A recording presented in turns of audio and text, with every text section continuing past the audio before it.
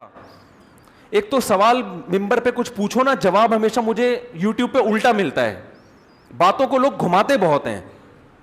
میں نے ایک اہل حدیث عالم سے سوال کیا تھا کہ یہ جو 99% لوگ جو حنفی, مالکی, شافعی, حنبلی ہیں وہ متشدد اہل حدیث تھے, یعنی بلکہ میں یہ نہیں کہتا وہ متشدد اہل حدیث تھے, بلکہ میرا یہ سوال ان اہل حدیث پہ جو متشدد ہوتے ہیں, یوں کر لیتے ہیں اس کو ہم. میں نے کہا کہ یہ جو 99% لوگ ہیں حنفی, شافعی, مالکی, حنبلی جو پوری دنیا میں, یہ کیا بے وقوف ہیں؟ سوال میرا یہ تھا. ان کے چینل پہ جو جواب آیا ہے نا, اتنا لمبا جواب, بھائی ٹو دا پوائنٹ بات کرو. وہ جواب یہ آیا کہ امام ابو حنیفہ 80 ہجری میں پیدا ہوئے تھے. جب آپ ماضی کی طرف جاتے ہو اور امام ابو حنیفہ کو فالو کرتے ہو تو 1350-60 سال تو آپ پیچھے چلے گئے, تو 80 سال تھوڑا اور پیچھے چلے جاؤ, نبی کو فالو کر لو. بات آ رہی ہے سمجھ میں؟ پھر انہوں نے ایک مثال دی ہے کہ جیسے ہم مکہ جاتے ہیں حج کرنے کے لیے, مدینہ کا حج سے براہ راست کوئی تعلق نہیں ہے, لیکن ہم کہتے ہیں یار ہزاروں کلومیٹر دور جب ہم مکہ چلے گئے تو 2 گھنٹے کے 3 گھنٹے کے فاصلے پر کیا ہے, 3-4 گھنٹے پہ مدینہ ہے, تو اتنا دور جب آئے تو تھوڑا یہاں بھی آ جاؤ. تو کہتے ہیں جب آپ امام حنیفہ تک پہنچ سکتے ہو, ان کو امام بنا سکتے ہو کہ ان کو فالو کر رہے ہیں, تو 80 سال تھوڑا سا پیچھے چل کے ڈائریکٹ نبی کو فالو کر لو. سوال خربوزے کے بارے میں, جواب کیا دیا جا رہا ہے؟ یہ میرا سوال ہی نہیں ہے. سوال میرا یہ کہ 99% لوگ بے وقوف ہیں, ان کی سمجھ میں یہ دلیل نہیں آتی. تو آپ کا جواب ہونا چاہیے تھا ہاں بے وقوف ہیں. صحیح سمجھ میں آ رہی ہے بات؟ جواب آپ کا کیا ہونا چاہیے تھا کہ ہاں یہ 99% جو امت مسلمہ ہے یہ کیا ہے, بے وقوف ہے. یہ جواب ہونا چاہیے تھا, اور پھر یہ دلیل دیتے آپ. اور ان کے بے وقوف ہونے کی دلیل یہ ہے کہ یہ امت جو حنفی, شافعی, مالکی, حنبلی ہے, یہ 1200-1300 سال پیچھے تو چلے جاتے ہیں, وہاں جا کے اسٹاپ کرتے ہیں, 50 سال تھوڑے سے رہ گئے, وہاں نہیں جاتے. یہ دلیل ہے ان کے بے وقوف ہونے کی. تو آپ سیدھا سیدھا یہ کیوں نہیں بولتے بے وقوف ہیں؟ جو مطلب کی عبارت تھی اسے پنجوں سے گھس ڈالا, کبوتر لے کے آیا ہے میرے خط کا جواب آدھا. ایک شاعر نے نا جل بھن کے کہا اپنی محبوبہ کو خط لکھا. ٹھیک ہے, ایک شاعر نے اپنی محبوبہ کو, بولو نا, خط لکھا. محبوبہ نے جواب دیا, تو جواب میں ایران تو بہت تھا, اور سناؤ خیریت سے ہو؟ الحمدللہ میں بھی خیریت سے ہوں, اور آپ کی طبیعت ٹھیک ہے. جو آگے اس کا جو محبت کے جملے تھے نا, وہ پہلے زمانے میں کبوتر خط لے کے آتے تھے نا, تو وہ غلطی سے کبوتر کے پنجوں سے مٹ گیا. تو ایران اس خط میں بہت لمبا چوڑا تھا نا, ایران بہت تھا اس خط میں, کہ آپ کی طبیعت مطلوب خداوند کریم سے. جو پہلے خط ہوا کرتے تھے چشمے, وہ نور چشمی ٹائپ کی چیزیں, جو ساری وہ ڈول کے جو محبت کے جملے تھے وہ غلطی سے کبوتر نے. تو شاعر جل بھن کے کہتا ہے جو مطلب کی عبارت تھی اسے پندوں سے گھس ڈالا, کبوتر لے کے آیا ہے میرے خط کا جواب آدھا. اور پھر پورا ہی شعر پڑھ لیتا ہوں. ابتدائے عشق میں دل ہوا یوں خراب آدھا, کہ جیسے سیخ پہ چڑھتے ہی جل جائے کباب آدھا. کہہ رہے بھی ہمارے عشق کی ابتدا تھی اور ہمارے ساتھ ایسے معاملات شروع ہو گئے کہ جیسے کباب جب آدھا جل گیا نا, اب جب آدھا جل جائے تو دوسرے والے کو اگر آپ پکاؤ گے تو یہ جو آدھا ہے یہ اور جل جائے گا, اور اس کو نہیں پکاؤ گے تو آدھا کچا رہ جائے گا. تو ایک کنفیوز ہو جاتا ہے نا انسان. تو شاعر کہتا ہے میرے ساتھ یہی ہوا, اور یوٹیوب پہ میرے ساتھ بھی یہی ہو رہا ہے. میں جو چیلنج کرتا ہوں نا اس کا کہیں جواب نظر نہیں آتا, گھما کے کسی اور بات کا جواب دیا جا رہا ہوتا ہے, اور نیچے کمنٹس لوگوں کے واہ واہ زبردست, مفتی طارق مسعود تو جاہل ہے, اس کو خاموش کر دیا. خاموش کہاں کیا آپ نے, ہماری بات کا جواب ہی نہیں دیا. تو شاعر کا شعر تو پڑھ لوں نا, وہ اٹکا ہوا ہے, وہ نکل جائے گا, پھر آگے چلیں گے ہم. کہتے جو ابتدائے عشق میں دل ہوا یوں خراب آدھا, کہ جیسے سیخ پہ چڑھتے ہی جل جائے کباب آدھا. لگتا ہے میرے محبوب کی ایک آنکھ غائب ہے. لگتا ہے میرے محبوب کی ایک آنکھ غائب ہے, کہ اس نے جب بھی پلٹا ہے تو پلٹا ہے نقاب آدھا. یعنی یا تو پورا نقاب لے, ذرا سا بھی جلوہ نہ دکھا, سوال کا جواب ہی نہ دو. دینا ہے تو پورا جواب دو نا بھائی, جلوہ بھی آدھا تو اس میں مطلب لگتا ہے کہانی ہے, یہ آدھی آنکھ ایک آنکھ اس محبوبہ کی کیا ہے, غائب ہے. تو کہہ رہے نا جلوہ کرا رہی ہے, ترسا رہی ہے. تو میں یوٹیوب پہ جو سوال کرتا ہوں نا, اس کا جواب کیا آتا ہے؟ سوال ایران کے بارے میں جواب میں کسی اور ملک کا حوالہ دے دیا جاتا ہے. تو میرا سوال یہ تھا, میں اہل حدیث کو گمراہ نہیں کہتا, چلو یار وہ نہیں کسی مسلک کو فالو کرتے, ان کا یہ دعویٰ ہے کہ ہم ڈائریکٹ قرآن و سنت پہ چلتے ہیں, تو ٹھیک ہے, کوئی گورنمنٹ کی طرف سے پابندی نہیں ہے, مقصد تو صحیح ہے نا. لیکن میں یہ کہہ رہا ہوں کہ یہ جو حنفی, شافعی, مالکی, حنبلی, جو 99% امت صدیوں سے کسی ایک مسلک کو فالو کرتی آ رہی ہے, یہ کیا, یہ گمراہ ہے کیا؟ آپ کہتے ہو یہی طریقہ صحیح ہے ہمارا, یہ غلط ہے جو یہ لوگ کرتے ہیں, تو یہ غلط کا مطلب 99% امت غلط ہے. اس کا جواب یہ ہونا چاہیے تھا ہاں غلط ہے, لیکن یہ جواب نہیں ہے. جواب یہ آیا ہے کہ آپ حج کرنے جاتے ہیں تو مدینہ کیوں نہیں چلے جاتے ہیں, تو آپ 80 سال پیچھے امام حنیفہ تک پہنچ گئے, 1400 سال پیچھے پہنچ گئے, تو 80 سال تھوڑا سا فاصلہ رہ گیا.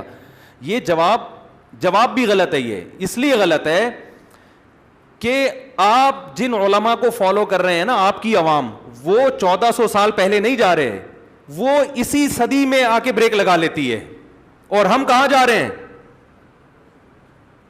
ہم ائمہ مجتہدین تک پہنچ رہے ہیں. دیکھو ڈائریکٹ حدیث کو کوئی بھی فالو نہیں کر رہا اس زمانے میں, اس لیے کہ کسی مسلک میں ایک حدیث اگر ہے تو اس کی تائید کر رہی ہے, تو دوسری حدیث اس کے خلاف بھی جا رہی ہے.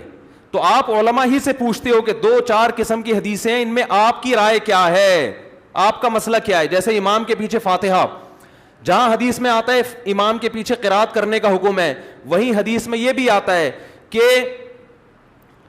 من کان لہ امام فقراءۃ الامام لہ قراءۃ, جس کا امام ہو تو امام کی قرات مقتدی کے لیے کافی ہے. وہاں حدیث میں یہ بھی آتا ہے, مسلم کی حدیث ہے, انما جعل الامام لیتم بہ, امام کو امام اس لیے بنایا جاتا ہے اس کی اقتدا کی جائے. اذا کبر فکبروا, تکبیر کہے تو تکبیر کہو, واذا قرأ فانصتوا, صحیح مسلم کے الفاظ ہیں, قرات کرے تو خاموش ہو جاؤ. واذا قال ولا الضالین, جب ولا الضالین کہے قولوا آمین. واذا رکع, جب رکوع کرے فرکعوا, تو تم بھی اس کے ساتھ رکوع کرو. یہاں امام کو قرات کا حکم دیا جا رہا ہے, مقتدی کو صرف آمین کہنے کا حکم دیا جا رہا ہے. اسی طرح قرآن مجید, یہ جو کہتے ہیں حدیث میں آتا ہے کہ لا صلاۃ الا بفاتحۃ الکتاب, سورہ فاتحہ کے بغیر نماز نہیں ہوتی. صحیح مسلم میں دوسری حدیث بھی ہے, من لم یقرأ بفاتحۃ الکتاب فصاعدا, جو سورہ فاتحہ پلس تلاوت نہیں کرتا اس کی نماز نہیں ہوتی. ہم کہتے ہیں جب باقی تلاوت میں امام کی تلاوت مقتدی کے لیے کافی ہے تو فاتحہ میں بھی کافی ہونی چاہیے. میرا مقصد ابھی فروعی مسائل کے دلیل دینا نہیں ہے, دلیل ادھر بھی ہے ادھر بھی ہے, تو آپ ان مختلف دلائل میں اپنے عالم کو فالو کرتے ہو جس پر آپ کو اعتماد ہوتا ہے, آپ اس کی رائے کو لے رہے ہوتے, آپ ڈائریکٹ نبی کو فالو نہیں کر رہے ہوتے. ڈائریکٹ نبی کو فالو کرو گے تو یہ تو ساری حدیثیں نبی کی ہیں, ان میں کس کو لینا ہے کس کو چھوڑنا ہے یہ تو علماء بتائیں گے. آپ 15ویں صدی کے علماء کو فالو کر رہے ہو اور ہم تابعین کے دور کے مجتہد کو فالو کر رہے ہیں. آپ کراچی میں بیٹھے ہوئے ہو, ہم حج کرنے کے لیے مکہ چلے گئے, تو آپ ہمیں مشورہ دے رہے ہو کہ مدینہ کیوں نہیں جا رہے, جبکہ آپ ابھی تک مکہ بھی نہیں پہنچے. آپ سمجھ میں آ رہی ہے بات؟ تو ہم کم از کم مجتہد کو فالو, قرآن و سنت میں سمجھنے کے لیے مجتہد تک تو پہنچتے ہیں, اور مجتہد آج کا نہیں بلکہ صدیوں پرانے, جنہوں نے تابعین کی زیارت کی ہو. اور آپ کے مسلک کے لوگ قرآن و سنت سمجھنے کے لیے 15ویں صدی کے مولویوں کو فالو کر رہے ہیں. تو نبی صلی اللہ علیہ وسلم کو ڈائریکٹ کوئی بھی فالو نہیں کر رہا اس زمانے میں. فروعی اور اختلافی مسائل میں تو علماء ہی کو فالو کیا جاتا ہے. آپ کے علماء آپ کو جو رائے بتاتے ہیں آپ اس کو فالو کرتے ہو, تو آپ تو وہاں تک پہنچے ہی نہیں, آپ تو یہیں پر پہنچے ہوئے. اور جو 15ویں صدی کے مولوی کو فالو کر رہا ہے وہ کہہ رہے ہیں میں ڈائریکٹ قرآن و سنت کو فالو کر رہا ہوں, اور جو مجتہد کو فالو کر رہا ہے اس کو کہہ رہے ہو کہ یہ قرآن و سنت کو فالو نہیں کرتے. تو یاد رکھو, اس کو خوب اچھی طرح اس بات کو سمجھیں کہ بات یہ نہیں ہے کہ کون نبی کو فالو کر رہا ہے کون مجتہد کو فالو کر رہا ہے. بات یہ ہے کہ نبی کے قول کے 2 مطلب بیان کیے جا رہے ہیں. ایک مطلب ابو حنیفہ نے بیان کیا, اور ایک مطلب 15ویں صدی کا کوئی مولوی بیان کر رہا ہے. ہم کہتے ہیں جو مطلب ابو حنیفہ بیان کر رہے ہیں یا امام شافعی بیان کر رہے ہیں وہ مطلب کے صحیح ہونے کا امکان زیادہ ہے, اور جو مطلب 15ویں صدی کا مولوی بیان کر رہا ہے اس مطلب کے غلط ہونے کا امکان زیادہ ہے. مقلد ہم بھی ہیں, مقلد آپ بھی ہیں. آپ 15ویں صدی کے مولویوں کی تقلید کر رہے ہیں اور اپنے آپ کو محقق کہتے ہیں, اور ہم مجتہدین کی تقلید کر رہے ہیں جن کو 99% امت نے فالو کیا. آپ ہمیں کیسے گمراہ کہہ سکتے ہو؟ بہت مشکل ہے بات سمجھانا. تو میں نے جنہوں نے مجھے یوٹیوب کا کلپ بھیجا نا جس میں میں نے کہا تھا 99% لوگ کیا بے وقوف ہیں, تو انہوں نے جواب دیا کہ وہاں تک کیوں نہیں چلے جاتے. میں نے کہا جو میرے سوال کا مطلب نہ سمجھے وہ قرآن و سنت کیا سمجھے گا. وہ ہماری بات کا مطلب آپ کی سمجھ میں نہیں آ رہا. یہ ایک اور مثال سے میں یہ دعویٰ سمجھاتا ہوں,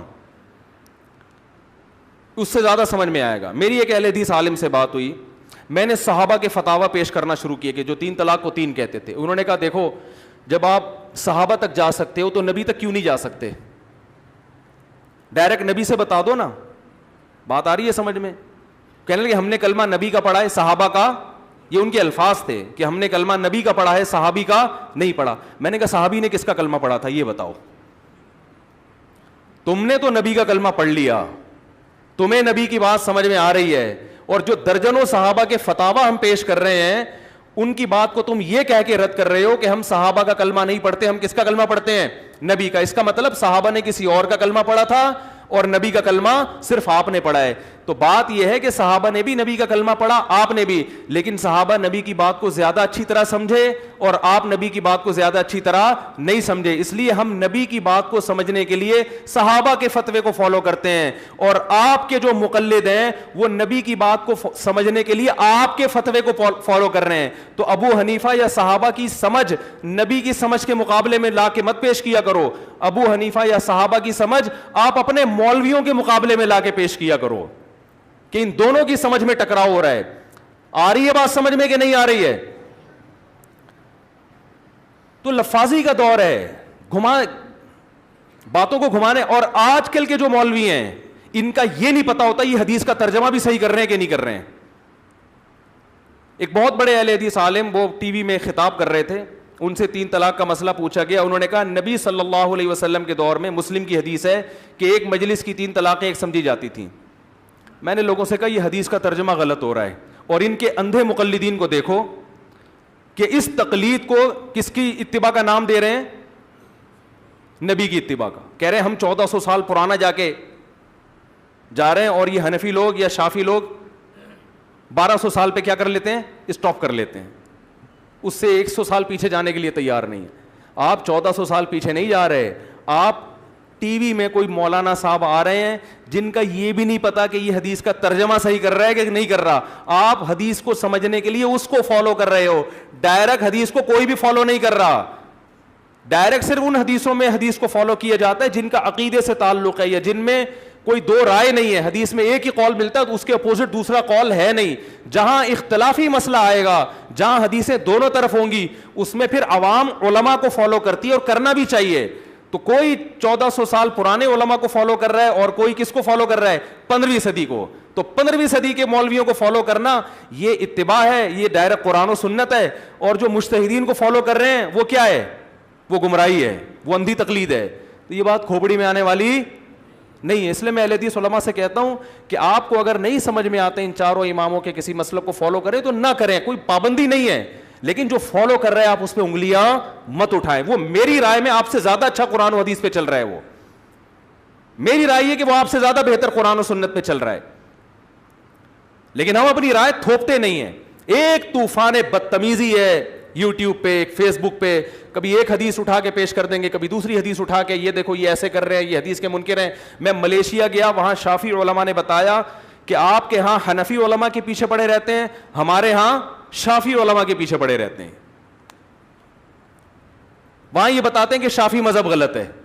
ملیشیا میں تو جب سے اسلام آیا ہے فقہ شافی آیا ہے, بر صغیر میں جس دن سے اسلام آیا ہے فقہ حنفی آیا ہے. پشاور میں لوگ ایک کہنے لگے کہ اب ہمارا مسلک تیزی سے پھیل رہا ہے. ہمارے ایک دوست نے کہا کہ پشاور میں اسلام 1300-1200 سال پہلے آیا ہے, آپ کا مسلک اگر ابھی پھیل رہا ہے تو 1200 سال پہلے کیا آیا تھا؟ بہت مشکل ہے بات سمجھانا. جو 1200 سال پہلے اسلام آیا, پشاور کے جتنے پٹھان ہیں وہ اب تک اسی اسلام کو فالو کر رہے ہیں. وہ ان میں کچھ بدعات کا اضافہ ہوا ہے جو غلط ہے, ہم اس کو نہیں مانتے, لیکن بیس وہی ہے. آپ کم نیا مسلک اگر لے کر آ رہے ہو تو اس کا مطلب ہے کہ یہ بدعت ہے, یہ اب نئی چیز آپ مارکیٹ میں کیا کر رہے ہو؟ لانچ کر رہے ہو. یہ جو آیا تھا وہ غلط تھا یا یہ غلط ہے؟ تو اس پہ میں سوال کرتا ہوں کہ 99% لوگ غلط ہیں یا 1% صحیح ہیں؟ اس کا جواب آپ کو یہ دینا چاہیے تھا کہ یہ 99% کیا ہیں؟ غلط ہیں, لیکن آپ نے وہ جواب نہیں دیا. میں سمجھا پا رہا ہوں اپنی بات؟ تو یہ لفاظی میں نہیں جایا کرو, فرقہ پرستی کو پھیلایا جا رہا ہے, لیبل کیا لگائے جا رہے ہیں, بہت اچھے لیبل. اس لیے ہم کہتے ہیں اسلم یہ ہے, احتیاط اسی میں ہے. لوگ کہتے ہیں کہ پھر چاروں اماموں تک پہنچتے ہو تو اس سے تھوڑا سا فاصلہ رہ گیا, صحابہ تک کیوں نہیں پہنچ جاتے, خلفائے راشدین تک, پھر ان کے فتاوا کو فالو کرو, یہ ابو حنیفہ کی پخ کیوں لگائی ہوئی ہے درمیان میں. ابے کیا ہو گیا, کیا سمجھ میں نہیں آ رہا کیا؟ اس کا جواب یہ ہے, یہ بالکل ایسا ہی ہے جیسے مصحف عثمانی تک کیوں پہنچتے ہو. حضرت عثمان کا مصحف ہے نا جس کی ہم تلاوت کرتے ہیں. ارے بھائی یہ جو قرآن ہم پڑھتے ہیں یہ مصحف جو ہے یہ کس کا ہے؟ حضرت عثمان کا مرتب کردہ ہے, اور اس کا نام بھی کیا ہے؟ مصحف عثمانی. تو اگر کوئی کافر اٹھ کے ہم سے پوچھے کہ تم حضرت عثمان تک قرآن پہنچا دیتے ہو تو تھوڑا ہی فاصلہ رہ گیا, مصحف محمدی کو فالو کیوں نہیں کر لیتے؟ ہم کہیں گے نبی صلی اللہ علیہ وسلم کا جو مصحف تھا وہ ہمارے پاس کتابی شکل میں A to Z موجود نہیں ہے, وہ حضرت عثمان نے مرتب کیا ہے. تو نبی صلی اللہ علیہ وسلم نے جو قرآن و سنت ہمارے سامنے بیان کیا اس سے جو اسلامی لا ریٹن فارم میں آیا ہے, A to Z لکھا گیا ہے, وہ ان چاروں اماموں کے شاگردوں نے لکھا ہے, اس سے پہلے لکھا ہی نہیں گیا, وہ مرتب شکل میں ہمارے پاس موجود ہے ہی نہیں. جب موجود ہے ہی نہیں تو فالو کیسے کریں ہم اس کو؟ سمجھ میں آ رہی ہے کہ نہیں آ رہی ہے ہی نہیں ریٹن فارم میں. صحابہ کے فتوے آپ کو A to Z ملیں گے ہی نہیں اس ترتیب کے ساتھ. جیسے کوئی کہے بخاری کی حدیث کو کیوں فالو کرتے ہو, حضرت ابو ہریرہ کی حدیثوں کو کیوں فالو نہیں کرتے؟ ہم کہیں گے بھائی حضرت ابو ہریرہ کی جو حدیثیں تھیں وہ کس میں آ گئی ہیں؟ وہ ریٹن فارم میں بخاری میں آئی ہیں. اب ڈائریکٹ نبی تک نہیں پہنچا جا سکتا. نبی تک پہنچنے کے لیے, نبی کی حدیث کے لیے آپ امام بخاری کے محتاج ہو, مصحف کے لیے مصحف عثمانی کے محتاج ہیں ہم جو قرآن ہے, حدیث کے لیے ہم حدیث کے جو مؤلفین ہیں ان کے محتاج ہیں. قراءت جس لب و لہجے میں ہم قراءت کرتے ہیں یہ ابو حفص عاصم والا لب و لہجہ ہے, یہ بھی کوفہ کے قاری تھے. اب کوئی ابو حفص کی قراءت, کوئی اعتراض کرے ابو حفص کی قراءت میں قرآن پڑھتے ہو, عبداللہ بن مسعود کی قراءت میں کیوں نہیں پڑھتے؟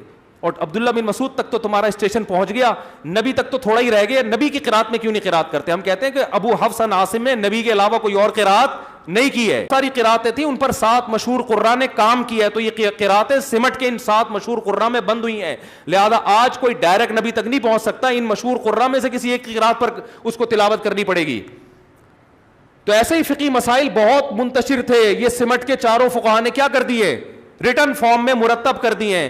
اور جب سے یہ ریٹن فارم میں آئے ہیں امت میں 99.99% طبقہ ان چاروں میں سے کسی ایک کو کیا کر رہا ہے؟ فالو کر رہا ہے.